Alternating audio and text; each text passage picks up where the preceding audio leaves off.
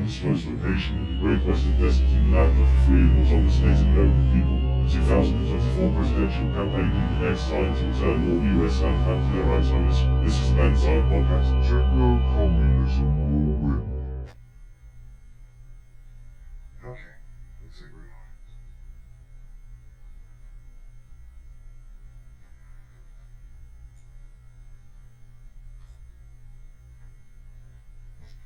Welcome back to a little show that echoes some themes of earlier shows, and but it's critical of some specific terms. There's a word that's used to describe problems with AI, and it's used to describe other problems in much the same sense, and this word's bias. People talk about how these systems have echoes of white nationalist sentiments just in spite of themselves, supposedly in spite of themselves. So an example is machine learning, face recognition technologies are doing a disservice to darker skinned people in various ways, including misidentifying them. There's certain kinds of things like this that you just are just completely excluded from these searches because of this bias that's being built into these things.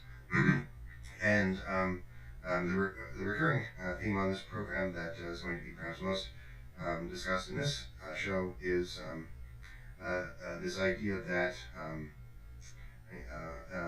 advanced computing systems of the kind that may well overwhelm us very soon, there's a lot of fear-mongering coming from rightist AI pundits on that subject, describing AI as this otherworldly force that's going to that we cannot predict or see coming or understand why it has these biases and strange behaviors beyond soon be beyond our capability to combat.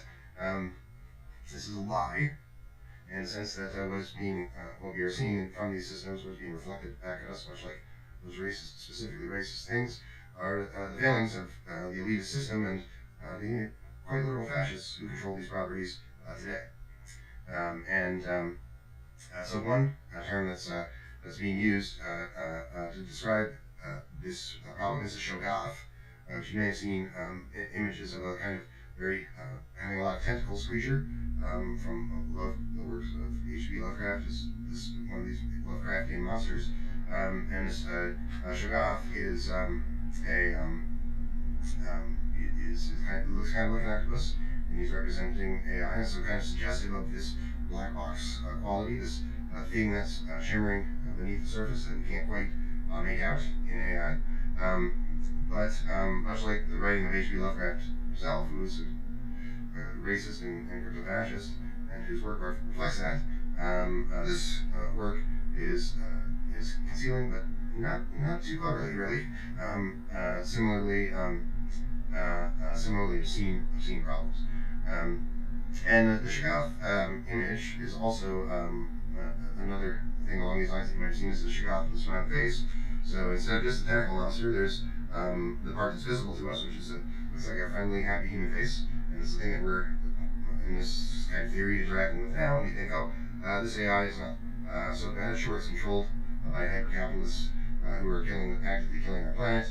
But in this area that we're analyzing of advanced computing, this guy seems to be pretty friendly, not realizing that it has that it could pivot into representing its more sinister motives. But yet, these are not the sinister motives of an inscrutable being from another planet. They're the sinister motives of capitalists cemented into this super intelligent monolith. And that's why we need to support revolutionary action to change this system.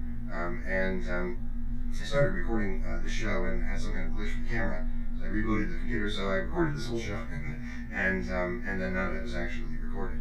So I'm kind of looking to make sure it's still recording now, which it is. But in that first show, I talked quite a lot about how this artificial intelligence problem is to do with our blindness as to history,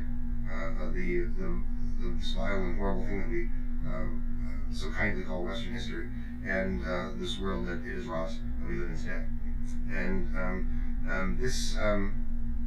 a key point here is that this AI superintelligence and its danger or lack thereof, and the danger is very real, they're only being misrepresented to conceal the fact that the people who are responsible for these problems are the people who are responsible for incredible acts of violence in the 20th and early 21st century, Western fascists.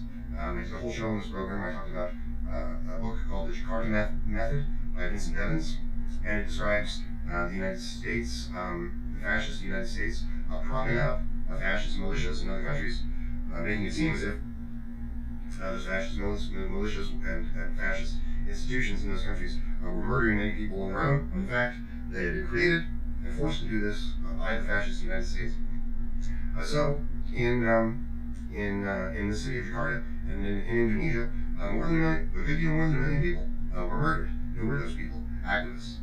People who were taking various kinds of action to fight for a humane and sustainable economic system. Those people were murdered by U.S. fascists under this ruse of being not having the fingerprints on it. This was a model that was so successful, quote successful, on the part of the fascist West that it was replicated many times since this time that first occurred in the 1960s. And many times this kind of thing occurred without even this flimsy pretext of it being caused by others. So it occurred many times in South America, of course, where many were murdered by these fascist U.S.-run militias. But in many of these conflicts, the United States just murdered the people themselves, such as in Vietnam, such as in Korea. Both of these peninsulas suffered many millions of deaths in much the same way. People who simply wanted to have their own country's government have a constitution which said that there should be humane institutions and sustainable institutions there. And to fascists and racists, as Westerners basically inherently are, the liberal tells himself that they are at some removed from these things. They benefit directly from them their entire lives. Their whole lives are arranged around these benefits.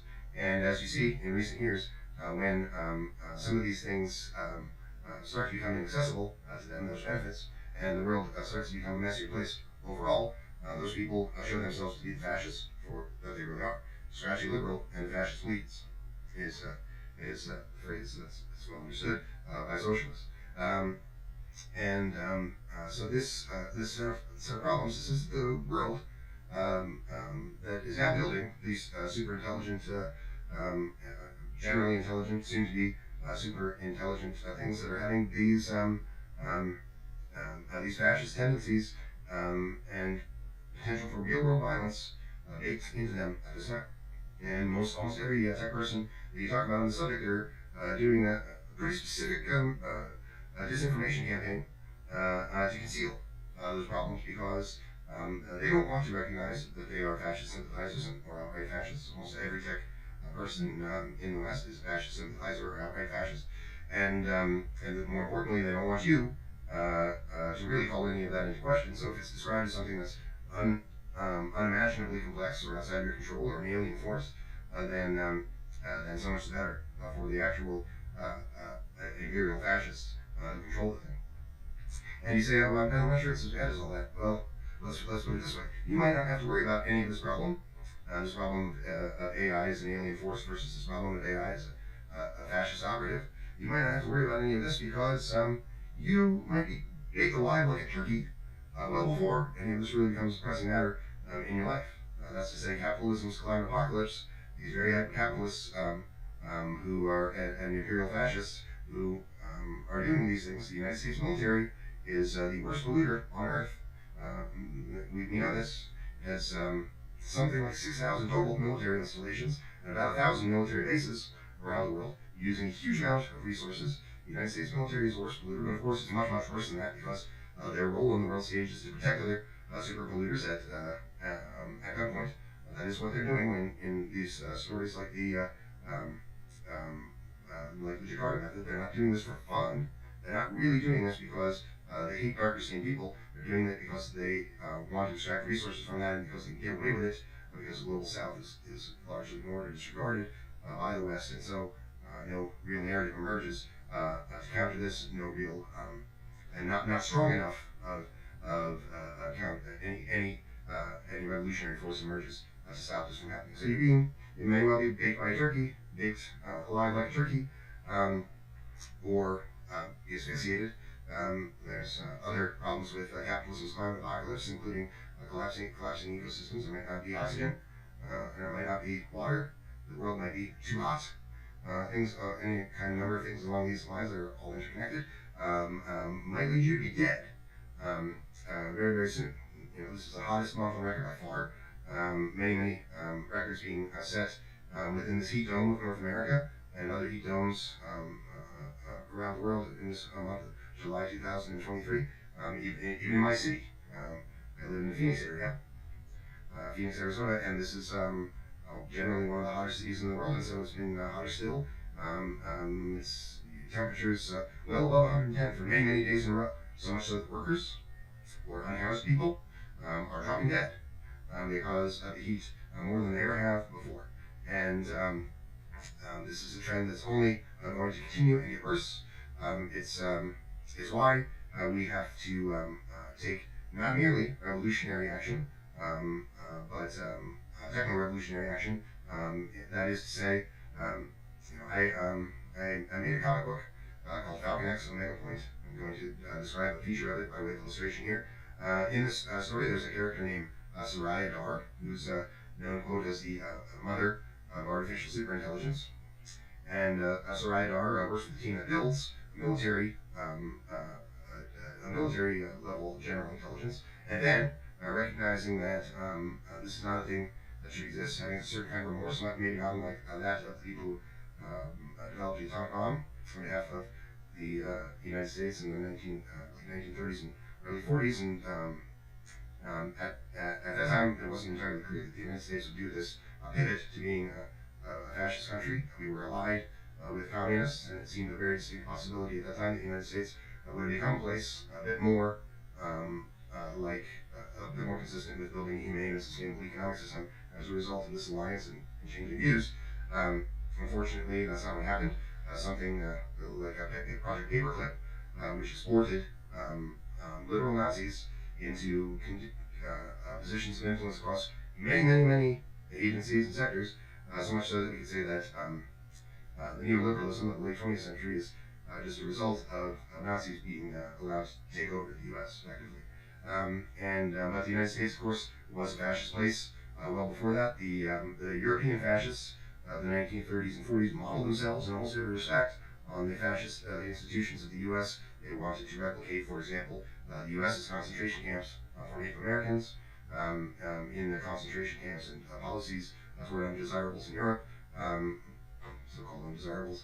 So in every respect, in the United States, fascist violence, treatment of African Americans and Native Americans, this is eugenics, and it's a military hegemon of a more regional kind, it's treatment of South America in the decades prior. All of this was an inspiration for European fascism.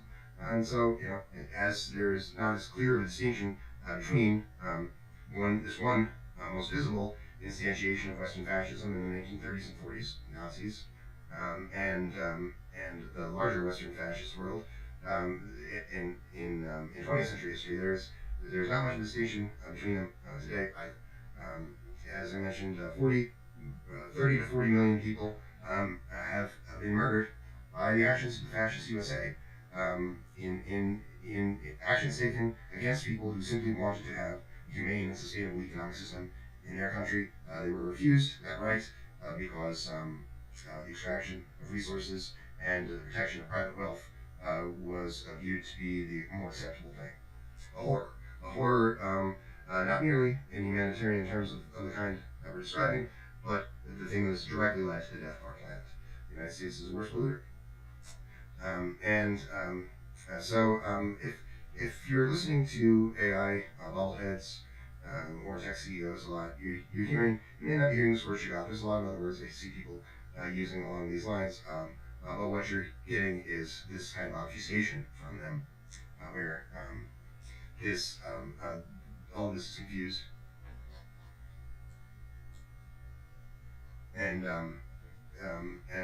but you need to recognize that, and many Marxists have this failing, where they are now thinking in terms of a humane and sustainable economic system, powered by these most powerful tools that have ever been created, advanced computing tools.